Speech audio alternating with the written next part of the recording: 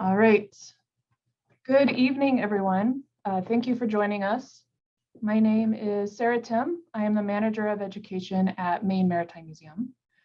So tonight we gather for the last lecture of the Cottontown series that expanded our discussions of Maine's connections to slavery and the slave trade and the lives of both Black Mainers and Black mariners. So I have the pleasure of introducing Dr. Kate McMahon, a museum specialist at the National Museum of African American History and Culture. Kate has deep roots in Maine and is a University of Southern Maine graduate, where she continued on for her doctoral work at Howard University in history. Her work has unraveled the long accepted narrative that the North, or New England, was not complicit in America's slave economy.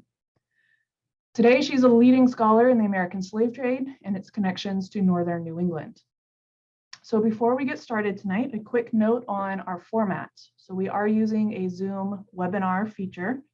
So all your questions can be entered into the Q&A feature that you'll find at the bottom of your screen.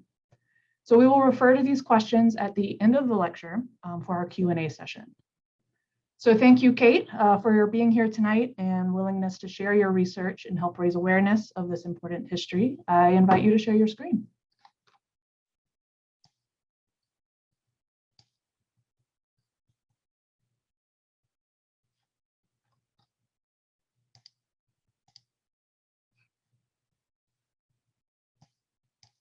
All right, can you see that? Well, thank you everyone for coming this evening. And thank you, Sarah and Maine Maritime Museum, for the introduction to and inviting me to speak. I'm really happy to be here. I am going to start with just a sort of a short overview of global slavery. So slavery really touched nearly every continent on Earth in some way. When we talk about global, we really mean shifting, thinking about shifting the lens away from specifically the Atlantic world into the broader globe, including the Indian Ocean and the Pacific Ocean. Slavery had, and in particular, the slave trade had an immense human toll. It drove economic expansion, colonialism, technology, and of course was a major driver of the Industrial Revolution, which this exhibit really touched on. It coincided, the birth of the slave trade really coincided with events around 1400 to 1500 with the expansion of European powers into the Americas, as well as the development of ships that had the technological capability of navigating the coast, the west coast of Africa from Europe and crossing the jet stream and the strong currents off the coast of West Africa. The Americas were really populated, of course, by indigenous people. And so slavery in the Americas really started by the enslavement of indigenous peoples. But by 1500, changing roles within the Catholic Church, as well as, of course, the genocide and depopulation via illness and war and other things of indigenous peoples, meant that colonial powers were really searching for a labor source. And that was when they began to turn to Africa. So, this trade was really driven by waterways. We often think of the slave trade merely around oceans, but it actually had a lot to do with interior waterways too, rivers, streams, etc., which were the main source of transportation of African people from the interior of Africa to the coasts where the slave fortresses and forts were.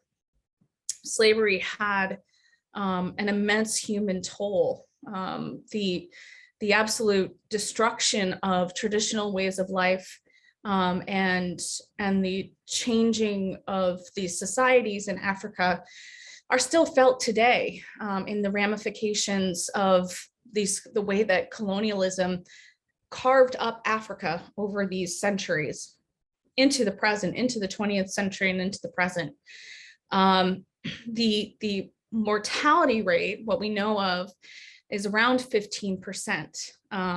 So about 10.7 million people arrived in the Americas, but 12.5 million people embarked from Africa.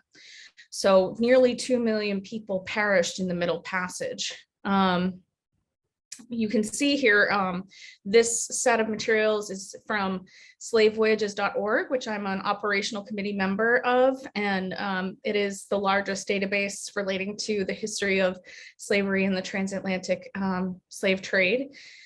And you can go on there and there's lots of resources. I encourage you to do so if you're interested in learning more about slavery, both within the United States and outside of the United States.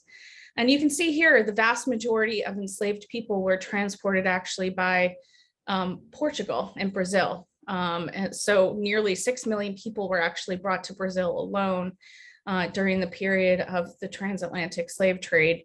And that was really because of sugar. Sugar was king, and sugar really drove a lot of the slave trade at various points. And of course, other commodities did as well, such as cotton, tobacco, coffee, chocolate, were also major forces driving the slave trade. But sugar really was the main force driving the slave trade, because enslaved people who would go to sugar producing colonies such as Cuba or Brazil had a very short life expectancy of only 7 years. They never had enough stability or health for the populations of enslaved people there to reproduce themselves. So they were constantly on the decrease.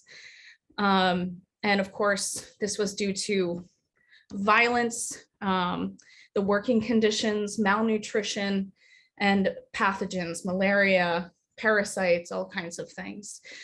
So, you know, this was a horrific system that shaped the whole globe and shaped, you know, the way that we live today, the food that we eat, the clothes that we wear, are all shaped because of this history of global slavery. So slavery in Maine was a rather small institution that we know of. The first slave in Maine, of course, Maine was part of Massachusetts until 1820, had at least arrived and was enslaved here by 1663, when there was a deed from the town of York from Thomas Bolt, who gave his son-in-law, quote, a Negro boy named Mingo. By 1715, there were approximately 2,000 enslaved people in the colony of Massachusetts Bay.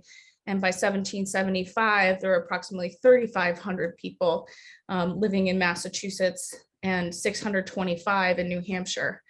In New York, by comparison, there were more than 15,000 enslaved people in that state. And of course, that had a lot to do with just the type of work that enslaved people were brought here to do. There was not large-scale plantation agriculture due to the climate and the soil, the rocky soil, and the largely forested coasts and interiors of New England. But that does not mean that slavery here was non-existent or at all milder than slavery in the South. Lorenzo Johnston Green, who is probably one of the foremost scholars of colonial New England and African descended people, who wrote his book, The Negro in Colonial New England, in the 1940s, noted that a slaveholder named Nathaniel Crane beat an enslaved woman named Rachel to death in Maine in 1695. And Sir William Pepperell, of course, is rather famous, and was a wealthy merchant and the son-in-law of a slave trader whose large house in Kittery Point was the site of enslavement for many, many people. He was one of the largest slaveholders in Maine. And if you're interested in learning more about him, you can look up Patricia Wall's book, Lives of Consequence. She's done a lot of work looking at Pepperell as well as other enslavers in primarily York County and New Hampshire. And you can see this letter on the left which states, "Sir, I received yours by Captain Morris with bills of lading for 5 Negroes and 1 hogshead of rum. 1 Negro woman marked Y on the left breast died in about 3 weeks after her arrival, in spite of medical aid which I procured. All the rest died at sea. I am sorry for your loss. It may have resulted in deficient clothing so early in the spring." And this document on the right is his estate, which notes several enslaved people. The first line says, "cash paid for Black George." So, these are just 2 pieces of evidence that show us that slavery was important here. And we also were engaged in the slave trade at a very early time period. But we have some problems with assessing the trade in Maine. The first problem is there has really been a lack of research. There have been few scholarly works that have undertaken looking at the big picture of New England's role in the slave trade and let alone Maine's role. I think I might be the first person to really dive into Maine specifically. But others have done some work like Johnston Green into slavery and slaveholding in Maine. There's also a real misunderstanding of what the slave trade was and what is a slave ship.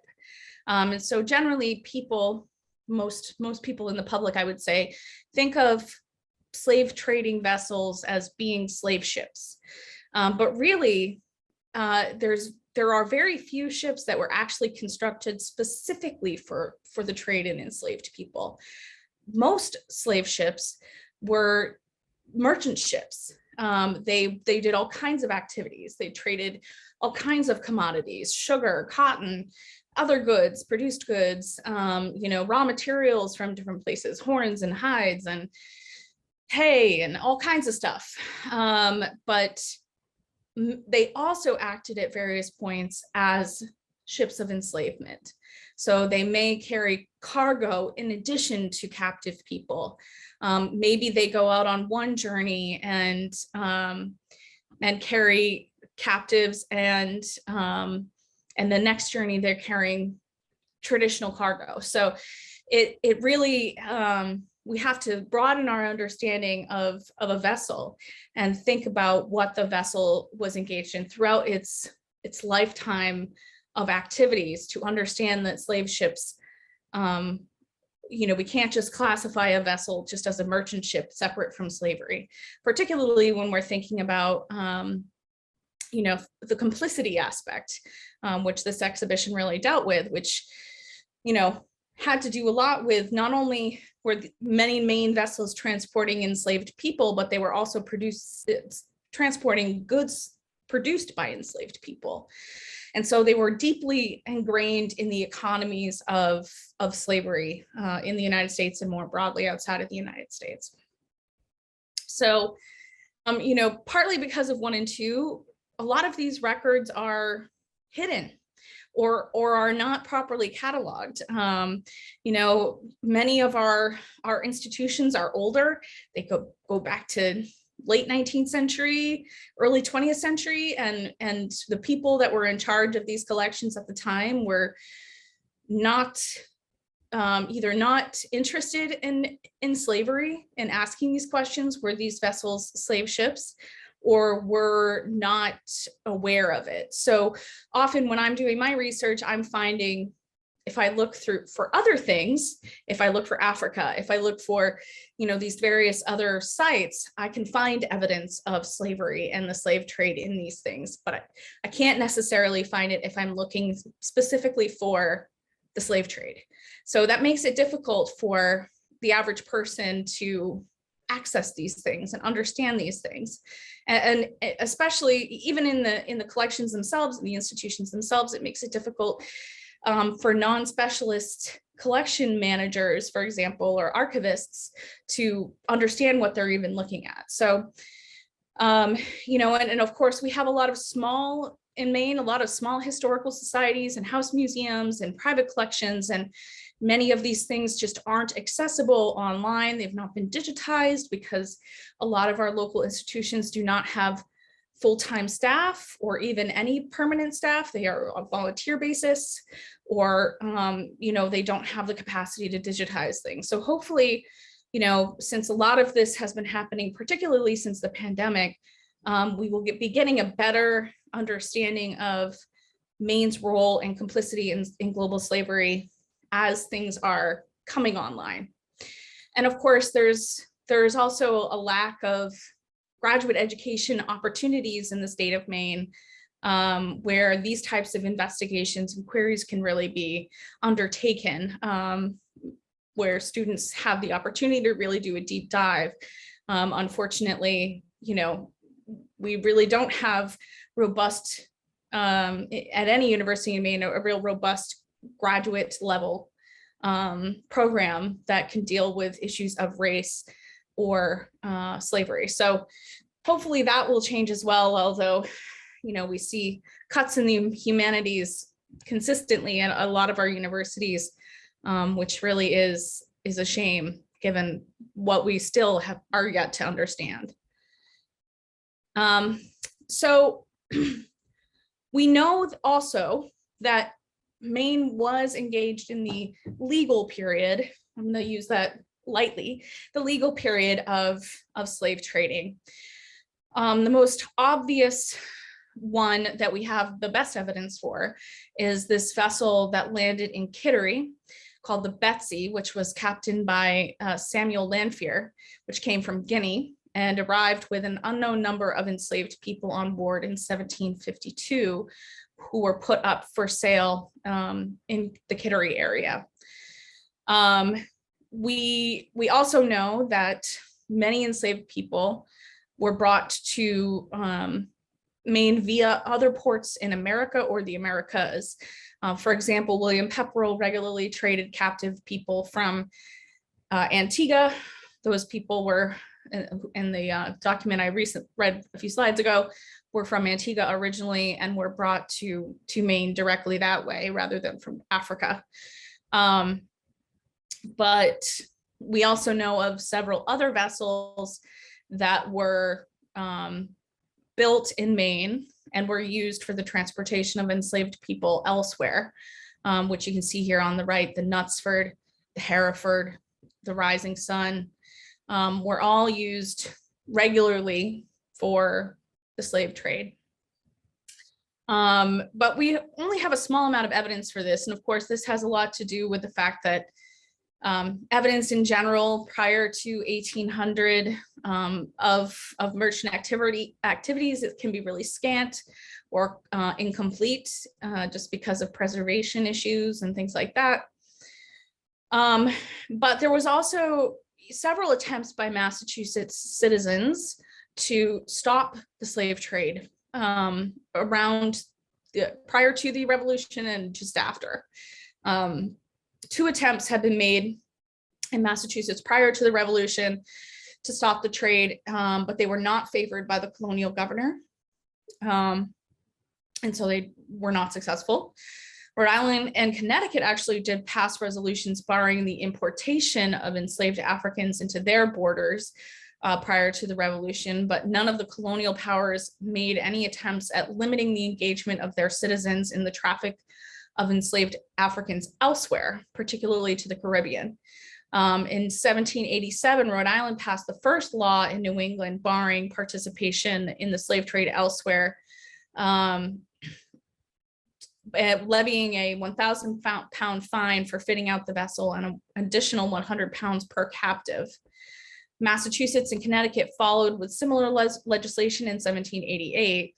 However, as scholar Elizabeth Donnan, who did a large survey of judicial cases relating to the slave trade in the 1930s, she noted the legislative situation was confused by questions of jurisdiction and constitutionality, all of which tended to aid the slave trader and to increase the zeal of the abolitionists for federal rather than state action. And so we can see some of this evidence of these areas of confusion in documents in the state of Maine. This document is from the Maine Historical Society. You can look up this vessel, and there's the whole series of documents related to this vessel in the Robeson collection. Essentially, in 1791, Thomas Hodges purchased enslaved people in Africa, and with the intention of selling them in Haiti. He and the vessel's captain decided to stop in Havana to sell enslaved people, as that port had recently been opened for trade. However, they knew that they could sell these people for more money in French colonies, so Haiti. Because of the restrictions on American trade at that time, Americans were not allowed to sell enslaved people in these French colonies, in addition to the fact that the slave trade had been, participation in the slave trade had been barred by the state of Massachusetts. So they were breaking multiple laws, federal and state level. To bypass this, at the behest of Thomas Robeson, who was a rum merchant from Portland, they transferred 29 enslaved people onto a French vessel named La Jarime and sold the enslaved people there at a large profit. So this document on the left shows the prices paid for each of these enslaved people. So once they got back to Maine, they were found, they were taken to court in 1792 and were subsequently found guilty and fined 200 pounds for fitting out the ship and 50 pounds for each enslaved person sold, having violated this 1788 act. Elizabeth Donnan argued that merchants like Robeson had nearly immediately begun trading in enslaved people after the American Revolution had put essentially a halt to the traffic because of the various, embargoes on trade and of course the British off the coast stopping American vessels. She stated, remembering the profits of earlier days, merchants whose fortunes had been shattered by war might well look to the slave traffic to restore their vanished estates. Captains and seamen so habituated to the commerce in blacks that it offered no offense to conscience were still available. So after this is when states really began pushing for federal abolition of the slave trade. And so the British passed abolition of the slave trade in 1807 and the Americans passed it in 1808. Some ships still did land in America illegally, most famously the Clotilda in 1862, which landed in Mobile, Alabama. Interestingly enough, the owner and builder of that vessel was from Maine. He and his brother, the Maher brothers, had moved from Maine to Mobile to start a steamship company and essentially bet some folks in a bar that they could land a vessel in Mobile under the Union Navy's noses, and were successful in doing so. And you can look up, the Clotilda actually was recently found, the wreck of the Clotilda, and there's ongoing work being done by a number of parties, including my colleagues in the Slave Wrecks Project at the museum on that wreck and the associated descendant community. But it really, the number of people that were landed here illegally in the United States really pales in comparison to the numbers of Americans and American ships that transported people to other places, primarily Brazil and Cuba. And this is for a number of reasons. Most critically, of course, has to do with taxes and tariffs. As vessels entered ports, you can't outrun the tax man, and that was the same in the 19th century as it is today. So, they were very much engaged in attempting to stop Americans landing enslaved people here directly from Africa. However, American ships continued at a wild pace, an ever exponentially increasing pace, in participating in the slave trade elsewhere between 1808 and 1820, to the point where a series of acts were passed in 1818, 1819, and 1820, with the subsequent law in 1820 making participation in the slave trade an act of piracy, and thus something that could be punished by death. The only person ever to be actually executed under this law was Nathaniel Gordon from Portland. He was executed in 1862 at the behest of Abraham Lincoln, after having transported upwards of 1,000 people aboard a huge clipper named the Erie, which was built in Elliott, Maine. But Maine was also engaged in another form of legal slave trading at this time called the domestic slave trade, or the trade of enslaved African Americans between the upper South and the lower South. I think a lot of folks are probably familiar with the huge movement in the 19th century of enslaved African Americans from the northern South to the southern South. So New Orleans, Mobile, and these places in the West, which were being turned into large-scale plantations for cotton and sugar. And vessels from Maine took part in this regularly. Here are two manifests from two different ships owned by Rufus Soule of Freeport. Soule is, of course, a quite well-known figure in the town of Freeport. What's not as well known is his participation both in the domestic slave trade as well as the illegal slave trade, which unfortunately I'm not going to touch on today, but I did a talk for Freeport Historical Society last month, I think. So you could probably find that on their website if you're interested in learning more. So these manifests are for the brigs Susan Soule and Venus. And you can see here for the brig Venus on the left, a 15-year-old girl named Mary was transported from Charleston to New Orleans in 1845. And on the other, we have the brig Susan Soule, which transported 25-year-old Caroline and her two small children, 6-year-old Harry and 1-year-old Godfrey, from Charleston to New Orleans in 1848.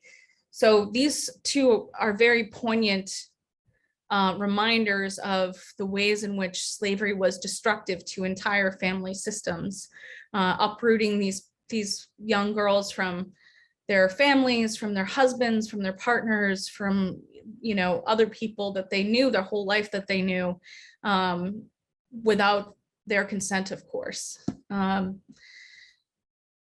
So I'm going to focus a little time today, in about 10 minutes that I have left, on a couple of different case studies of Maine families who were deeply involved in the slave trade, particularly as captains. So Ebenezer Farwell is of the Farwell family of Vassalboro.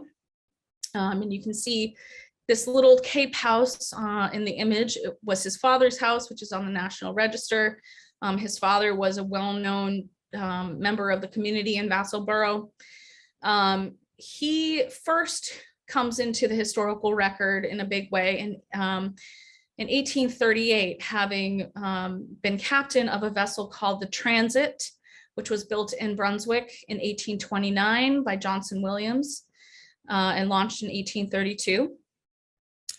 He, in 1838, takes the vessel to Liberia, Cote d'Ivoire, essentially the southern part of Liberia, northern part of Cote d'Ivoire, and returns to the port of New York City with 3 enslaved Africans on board, as well as a 4th African person named Yazi, who he had left at his father's house in Vassalboro. He actually came to Maine first, dropped Yazi off at his father's house that you see here, and with the intention that he would work as an indentured servant. He was essentially, when they arrived in New York, the port of New York, a group of free Black mariners who lived and worked around the port of New York, including David Ruggles, who was a well-known abolitionist in New York City, essentially found these 3 terrified people who did not speak English and brought it to the attention of the port authorities. And so Farwell was charged with breaking the 1818 law. Farwell argued that he essentially had given them their freedom at sea and that they were going to work as seamen, as indentured servants aboard his vessel. Now, there's very little evidence that that's actually what he was intending to do and what was going to happen. When this was brought to trial, the court found that in order to, this is a quote from the judicial documents, in order to disprove the allegation that he intended to sell these men as slaves, Captain Farwell produced 2 papers, one of which was an agreement he made with 3 of these Africans, and the other a separate agreement with Yazzie to pay them and him so much per month for their services in assisting to navigate his ship from Africa to New York. An attempt was made to discredit these statements, and Mr. Ruggles and another colored man named Slauson deposed that they were acquainted with the handwriting of a man named Hughes, now in Africa, whose name is subscribed as a witness to the agreement with the Africans, and that they did not believe it to be his handwriting. However, Judge Betts decided that the law prohibiting the bringing of native Africans to the US did not prohibit the bringing of men free here to do involuntary labor, which is an interesting statement. The court discharged the complaint on the ground that labor must be involuntary or what is tantamount to slavery, or it does not come within the provision of the law. So essentially what the court found was that they believed his claims of having come to an indenturement agreement with these men. And even though their labor and their movement was somewhat involuntary, they did not find that they were enslaved. However, these men were returned to Africa. Not exactly sure when or where, but it's likely they were brought back to Liberia at some point after this case. So Farwell returns to Vassalboro during this time, excuse me, and builds this huge Greek revival house. And if you've been to Vassalboro, you might recognize it. It sticks out like a sore thumb. There's no other buildings like it in the town of Vassalboro. So he builds this huge house and starts running out of money in around 1840. And this house is directly adjacent to his father's little cape. So they look very different from each other. So he decides he's going to make another trip to Africa. And this time he becomes the captain of a Plymouth schooner named the Mary Carver and decides to go to Liberia once again. So the Mary Carver goes to Liberia, to the same area that he had been in before, and something happens. And so there's differing reports on what happens here in 1841 based on who is telling the story. So according to the official United States Navy report, Farwell and the crew of the Mary Carver were all killed by the local people, the Barabee people, as a result of a trade deal gone bad. And the vessel was sunk, and that was all they said. So in 1842, at the same time period, the United States had come to a treaty called the Webster-Ashburton Treaty with Great Britain that essentially the United States agreed, among other things, to commission and build ships specifically to look for Americans engaged in the slave trade. Because by this point, American vessels, by the 1840s, American vessels were the predominant vessel being used in the slave trade. And that had everything to do with rights of search and seizure, the way that maritime laws acted so that other countries couldn't just board an American vessel. They had to have, a specific level of evidence, particularly Great Britain. So the first vessel to be commissioned for what was called the Africa Squadron and to be launched was the sloop of war Saratoga, which was built at Portsmouth Naval Shipyard and launched in July 1842, which you can see in the upper right here. And the bottom right is actually a photograph of those sailors that were part of the original crew of this vessel. So the first thing this vessel does in 1842 is travel to Liberia to search out the perpetrators of this crime. So when they arrive to Liberia, there's extensive records, US Navy records, as well as this document in the center bottom, which is from the Maine Historical Society, which is a journal that was left behind by a sailor aboard this vessel. So one of these men you can see here, not sure which one, obviously. So the Saratoga begins to sail down the coast of Liberia, and enact revenge.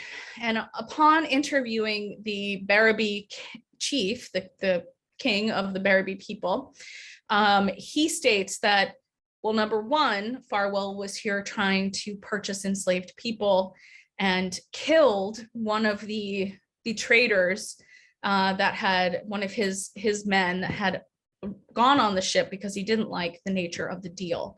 And that was why they killed the crew and sunk the vessel. And subsequently, the US Navy enacts a vicious revenge for this. They raze between 50 and 100 villages. An untold number of people are killed as a result of this incident, including the Barabee king, who was killed during what was supposed to be a peaceful palaver between the Commodore and the US Navy Commodore and this king. And this document is it's about 100 pages long, but this section always has stuck out to me.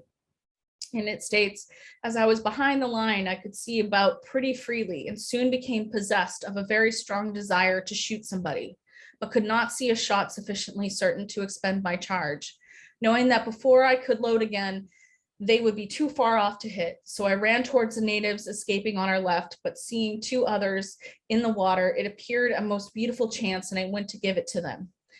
I could have loaded and fired frequently, for no matter how deep they dived, they would have to come to the surface again to blow. The purser also came along with intent to kill, and we were just drawing bead on them when we learned that they were crewmen from the Macedonian, another US Navy ship, who had taken to the water lest they might be mistaken for natives. So we spared them, and I afterwards kept others from shooting them. So, you know, this just is a glimpse into this vicious attack on these people in their own home for what was already, you know, an illegal activity by an American, and violence being enacted on these people by Farwell and his crew. And so Farwell was certainly not the first nor the last Mainer to end up deeply involved in the slave trade. And perhaps the most notorious captain I have ever come across in all of my research, both from Maine and elsewhere, is a man named Frederick Augustus Drinkwater. Drinkwater was born on August 3rd, 1817 in Portland, who was the son of David Drinkwater Jr., which was, of course, a famous Drinkwater family of North Yarmouth. They were wealthy, connected maritime men and ship captains. Frederick married a woman named Jane B. Milliken, the daughter of David's business colleague at the Bank of Cumberland, Weston Milliken, in 1842, and they settled into a home on Cumberland Ave on Munjoy Hill. By 1850, he was deeply involved in the slave trade to Cuba, working on behalf of Maine merchants and ship owners. The first vessel he captained under suspicious circumstances was the bark Chieftain, a 253-ton vessel launched by Rufus Sowell in Freeport in 1849. The bark was consigned to the American Colonization Society to bring freed African American enslaved people to Liberia, beginning in February of 1850, with Drinkwater at the helm. It made at least 3 of these trips on behalf of the American Colonization Society between 1850 and 1853, transporting upwards of at least 500 people to Liberia, whether they wanted to go or not, which is an important thing to remember here. These people were often forced to go to Liberia, particularly at this time period in the 1850s, because Southern states passed laws limiting free Black people from living there. So they basically were forced, often if the enslaver died and manumitted all of the people on his plantation, for example, he had to provide for them or send them somewhere else. And so very frequently they would be sent to Liberia. They were not allowed to stay in the United States. The chieftain was implicated in the slave trade in 1852. He was also captain of the brig Susan Soul in 1850 to 1851, which made a journey to Havana under unknown circumstances, though his participation in this is highly suspect as to the fact that that vessel was likely engaged in the slave trade. And this just sets a precedent for Drinkwater. He made these connections in Liberia and began to become a favorite captain for the recruitment of New England slave ships for the Cuban slave trade in the 1850s. Between 1850 and 1860, he was the registered captain of the following ships: the Chieftain, the Susan Soul, the Florina, the Gambia, the Cosmopolitan, the Minnetonka, the Joseph H. Record, the R.B. Lawton, the Niagara, the Brahmin, the Abbott Devereux, and the Minnetonka again. And these all were slave ships that were working in Cuba. It was noted in the accounts and papers of the House of Commons, quote, "We understand that an American citizen by the name of Drinkwater, calling himself a resident at Portland, is the purchaser of almost all of these American vessels and figures as their outfitter. There could be little doubt that this person is only put forth by the slave traders to cover their transactions." He was also the captain of several other vessels that were operating suspiciously during the late 1840s and 1850s, including several of which were struck by devastating yellow fever outbreaks, which is a likely sign of being engaged in the slave trade. By 1857, he even partially relocated to Havana and worked directly with the Spanish and Portuguese slave traders that were operating between New York, Boston, and Havana. His activities were so blatant and unchecked that despite the knowledge of these American and British authorities, he never suffered any consequences and dies peacefully at home of liver cancer in the 1870s. And you can see this, this passage from the Earl of, the Consul General Joseph Crawford to the Earl of Clarendon, the British part of the British Parliament, stating, "It is well known some months ago that an American who passed by the name of and stated himself to be belong to the Portland in the state of Maine, was engaged in the purchase of fast sailing vessels, that he brought a number of them here, which are supposed to be intended for the slave trade, and several of those purchased by him have subsequently been fallen in with and been captured and condemned off the coast of Africa." And so Drinkwater was not alone in this activity. And I have found that Maine ships transported at least 20,866 people from Africa to Cuba between 1850 and 1865. Having done some basic math here, I know that from records that the average price of a captive person in Cuba in 1855 was around $400 at the time, or about $12,000 per person. And so the net profits for the owners coming back to Maine was about $3.1 million per journey in today's money. And the estimated value of the slave fleet by the New York Times around 1857 was $11 million in their currency, or $332 million today. Although this figure is likely very low, because Maine, from my accounting, Maine vessels made at least that much. And to put this into perspective, we know that the value of Maine's timber industry was estimated at $2.5 million in 1852, which means that Maine's slave ship fleet was nearly 4 times more valuable than the timber industry in the 1850s. And of course, some of this same timber is actually going directly into the slave trade via the vessels or via trading wood itself. And so this is a list, which I'm sure you can't actually see, of all of the vessels that I have found that from Maine that were engaged in the slave trade. And you can see here, I only have figures for the number of captives that were transported or arrived for about half of these journeys. So likely this number is low. And it's also important to note that these were ships that got caught. So the only evidence I have are the vessels that got caught. Because this was an illicit activity, they don't leave behind logbooks. They destroy their papers. They you know, things might be hidden in letters, in manuscripts, but of course, families may not have held on to that kind of evidence. So, we only really know the tip of the iceberg, and we'll never truly know the full depth of Maine's involvement in the slave trade and economic entanglement with the slave trade.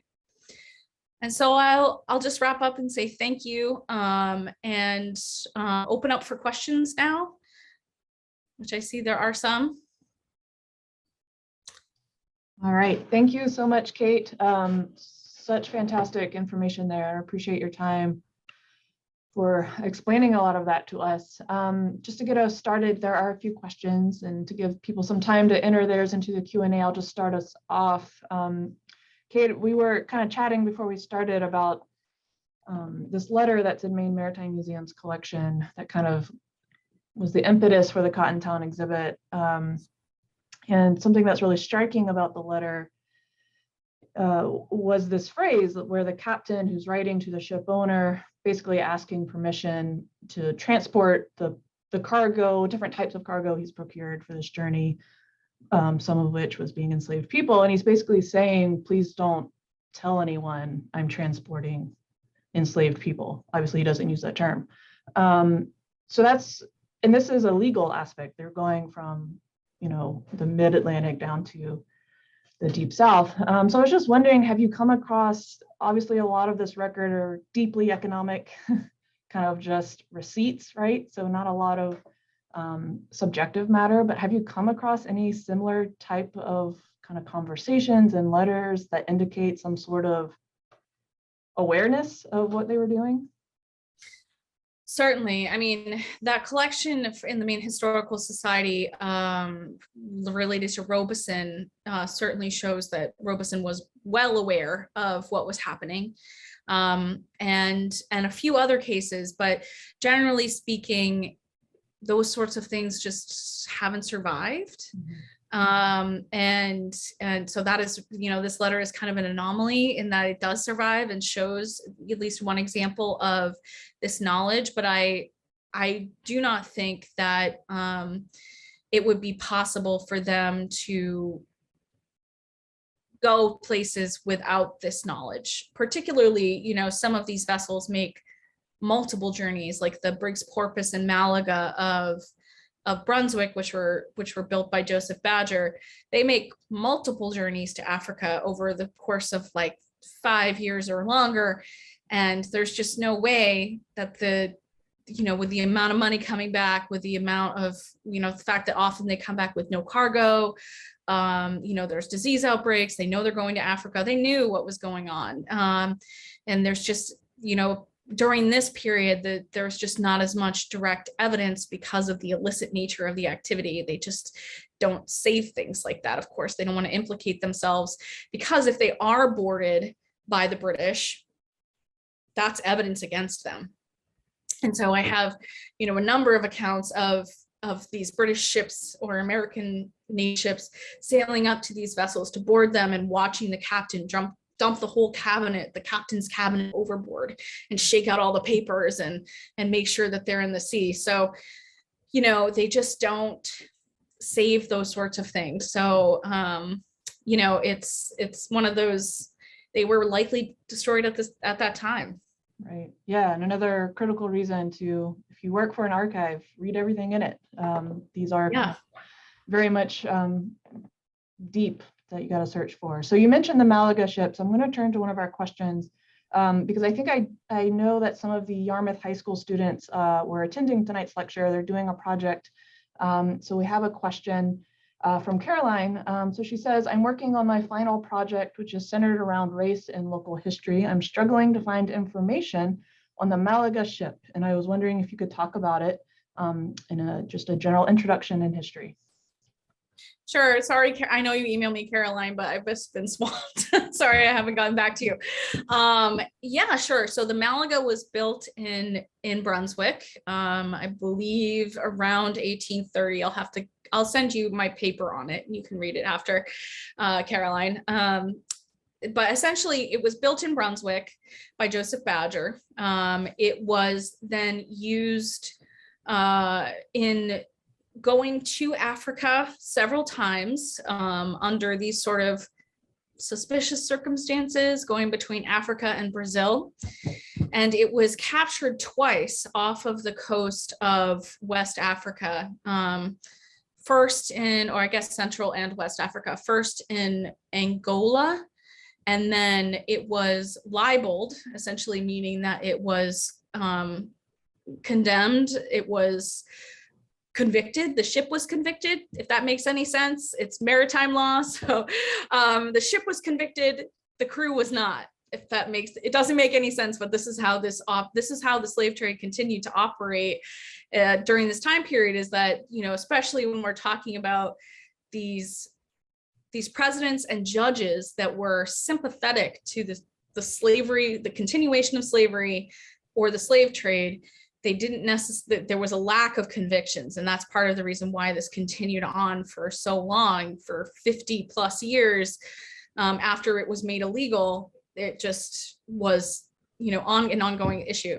So the vessel was convicted and was sold and sent out again. And it was captured off of Sierra Leone with hundreds of people on board. They were sick and suffocating and dying.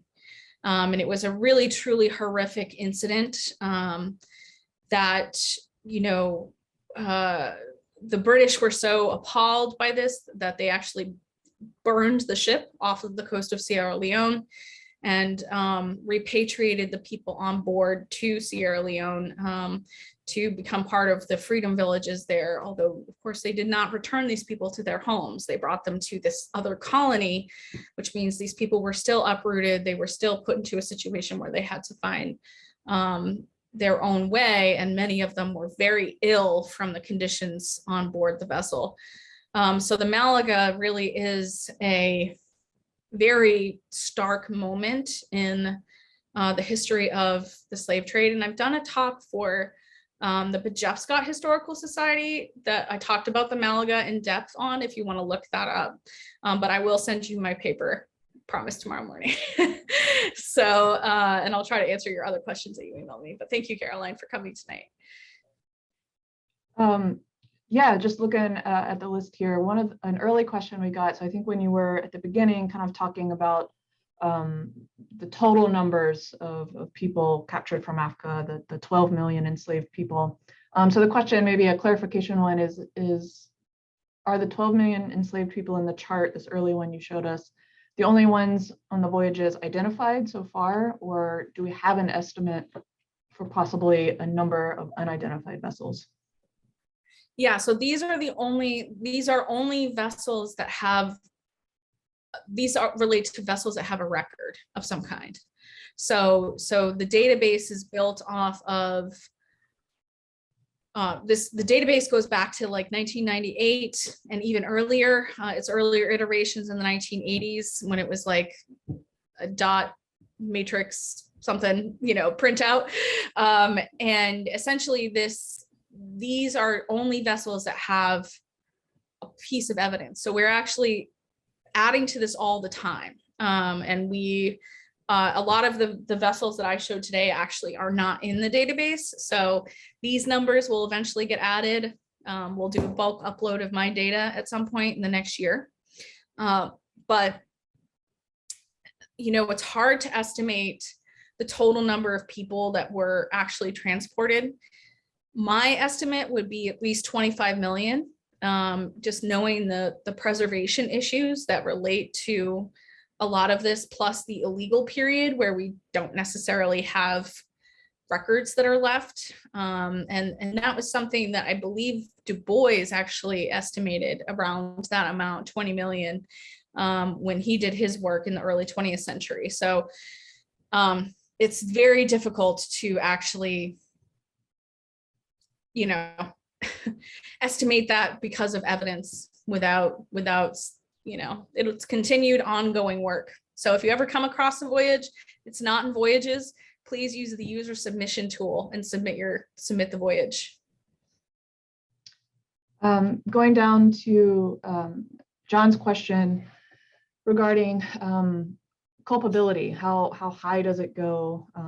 This either within the records that we have or an opinion question. So the question is regarding Commodore Perry and the retribution for Mary Carver. Can we understand how high culpability goes? What orders did he have, or was he independently operating? Yeah, I mean, this culpability goes pretty high up in the Navy. These were orders coming directly from his superiors, from governor. The governor of Liberia was actually on board the vessel and was present at these palavers. So this is coming from, the United States government. And, my theory on this is that it also, the reason why they chose to do this had very little to do with the Mary Carver and Farwell. They wanted to open up that part of Liberia and Cote d'Ivoire for trade. And this group of people, as well as the other people particularly in this area, the southern part of Liberia, northern part of Cote d'Ivoire, were known for being very resistant to colonization and for allowing trade routes to pass through their waters. So my suspicion and what I argue is that this had everything to do with that and, this expansion of Liberia as an American colony at this time, as it did with, and anything else. What happened to Farwell? Farwell was just, the firecracker that lit this whole thing up, in my opinion. Patricia is asking, kind of where did you find, or do you have more information on Joseph Drinkwater of Yarmouth? I'd have to look in my records. I have so many of these people that it's hard for me to keep track of, their ancestry going back too far. I don't know specifically. So if you want to email me, you certainly can, and I can check. And I'll get back to you as soon as I can and look at my records. Yeah, and we have a number of comments and questions about kind of, you were mentioning earlier on about kind of a barrier to this research is a lack, especially here in Maine, of institutions of higher learning that have programs to support research like this. What is some advice? I know we have a number of students online with us tonight to help find a program or help convince people that this research is an important undertaking. Yeah, I mean, I think that UMO is trying to add some of this. I see another comment about Mary Freeman's work about abolitionism. And yes, Mary Freeman's work is great. And she did a talk not too long ago that I attended that was really interesting about abolitionism in Maine. So, I think, if you're thinking about going to graduate school, you can sometimes sort of make your own program, make your own point that this is important, particularly when it comes to master's and PhD level work. You can kind of, at the time that I got my PhD, at the time that I attended the American New England Studies, there was nobody else studying, African-American history in Maine or the slave trade or anything like that. So you need to find, you have to go in and say, okay, well, I'm going to get outside mentorship from this person at this university. And I want to work with this specific person at the university I'm applying to. And I hope that they will help me navigate this and make additional connections. And I think, the more that universities get students coming in and saying that they're interested in this, the more the programs will actually push to hire faculty that do this and will seek people from outside of the state of Maine to come in and do that kind of work. And of course, money talks. So finding funders and donors who are willing to fund or endow positions is really ultimately, something that could really make a difference at a lot of these universities. Yeah, that's great advice. One last question I just saw in the chat.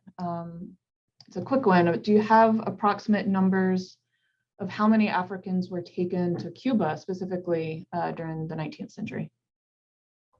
Well, just during that period of 1850 to 1865, there were 20,000 people. I haven't looked for the rest of the 19th century. So I've just been sort of focusing on this discrete time period. But it's significant. There prior to 1850, there was significant traffic to Brazil from Maine. So it sort of shifts in 1850, it shifts because Brazil finally puts a stop to the slave trade into their country. And so you see the whole traffic just move up into Cuba. And so, you know, there's also, I'm working on a data set and trying to figure out numbers for Maine vessels that were in Cuba, but one here, this vessel here, the Kentucky, is one example of a vessel from Maine that was working in Brazil, and there are a number of them from Brunswick as well. All right, thank you so much. We are right at 7 o'clock, and I think we've asked everyone's questions. So thank you so much for Kate. This was amazing. Such important history to make people aware of, and it's ongoing, and that's great to see. And there's great opportunities. Students who are here with us, there's plenty of opportunity in this research in this area. So just to echo Kate, continue, supporting it and pushing its importance. So thank you, everyone. We will be posting this lecture. Thank you, Kate, for giving us permission to do so on our YouTube channel. So you are welcome to come back and watch it again and share it with people who may have missed it. And as Kate said, if you have any questions, feel free to reach out to her. You can reach out to us as well. We're happy to pass along questions. So thank you again, Kate. We appreciate it. And thank you, everyone. Yeah, thank you. Thanks, everyone.